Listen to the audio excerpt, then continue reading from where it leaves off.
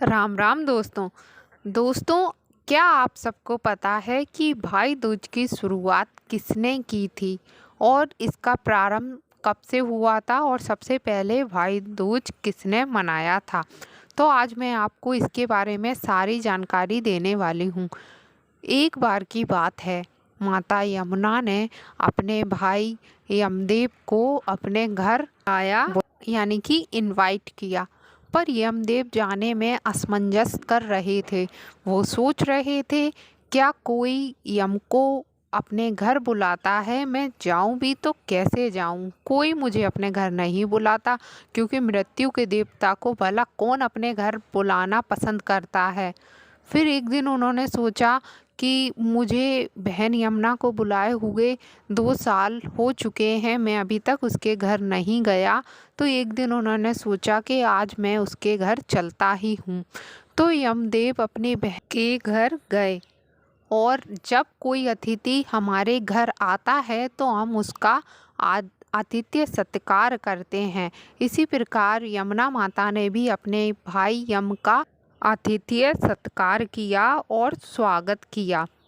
तो बहन यमुना और भाई यमराज की जब एक दूसरे से भेंट हुई तो वे खुशी से फूले नहीं समाये।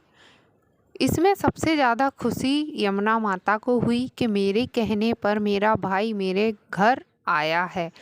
तो उन्होंने उनका स्वागत किया।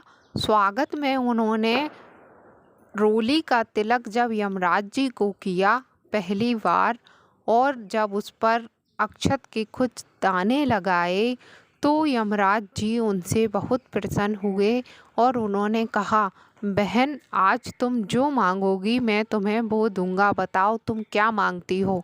तब माता यमुना ने अपने भाई यमराज से मांगा कि अगर आप मुझसे प्रसन्न हैं तो मुझे वरदान दीजिए कि जो बहन अपने भाई को माथे पर तिलक करती है और अक्षत लगाती है उसे आप मृत्यु के भय से बिल्कुल मुक्त कर देंगे और उसके जीवन में सुख शांति और खुशियाँ भरपूर मात्रा में देंगे और उनकी कभी अकाल मृत्यु नहीं होगी। भाई यमराज ने यमुना का कहना माना और उन्हें वरदान दिया, कहा तथास्तु। तो इस प्रकार से ये सबसे पहले प्रारंभ यहाँ से यम और यमुना से हुआ था और तभी से ये प्रथा चली आ रही है। जब यमुना जी ने यमराज को तिलक किया था तब भी यही तिथि थी भाई दूज की। तभी से भाई दूज पर भाइयों को बहनों द्वारा तिलक करना आरंभ हुआ और ये वरदान के साथ ही बहन अपने भाई को तिलक करके उसकी लंबी आयु की प्रार्थना करती है ईश्वर से और सुख समृद्धि की प्रार्थना करती है। तो दोस्तों, ये तो थी भाई दूज के प्रारंभ की जानकारी।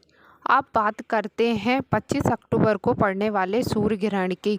सूर्य ग्रहण का भाई दूज पर क्या प्रभाव पड़ने वाला है ये मैं आपको बताने वाली हूँ। तो दोस्तों, सूर्य ग्रहण का भाई दूज पर कोई प्रभाव या दुष्प्रभाव नहीं पड़ने वाला है। अगर आप ये जानना चाहते हैं कि भाई दूज इस बार 26 अक्टूबर को है या फिर 27 अक्टूबर को, तो मैं आपको इसके बारे में बताने वाली हूँ। भाई दूज जो है वो 26 अक्टूबर को ही है और इसका शुभ मुहूर्त है 2:50 से 4:30 बजे तक। तो इस सूर्य प्रभाव का कोई प्रभाव नहीं है, कोई दुष्प्रभाव नहीं है। तो आप 26 अक्टूबर को ही भाई दूज मना सकते हैं।